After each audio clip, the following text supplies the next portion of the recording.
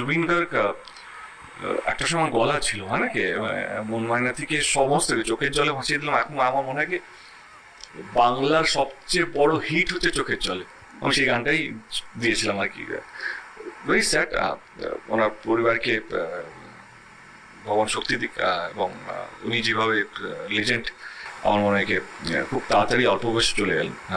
সেটার জন্য দুঃখ হয়, এবং ওনার পরিবারকে কি বলবো, ঠাকুর যেন আরো সাহস দিক বা শান্তি। উনি কে রে ভাই, আপনারা কেউ কি চিনেন? আগে জুবিনদার প্রশংসা করতে দেখছি না, এখন আপনারা সবাই দেখছেন জুবিনদার প্রশংসা করছে, আমিও দেখছি জুবিনদার প্রশংসা করছে। উনি হচ্ছেন বাংলা সিনেমার সুপারস্টার হিরো দেবদা। দেবদাকে আমি বলবো, আপনি জুবিনদা মরার সাথে সাথে কেন আসলেন না? জুবিনদা মরার সাথে সাথে আপনার অত্যন্ত জরুরি ছিল আসার, কিন্তু আপনি আসলেন না। এই দেবদার ফিল্মে যেগুলা গান আছে সেইগুলা সব গান হচ্ছে আসামের জুবিনদার গান।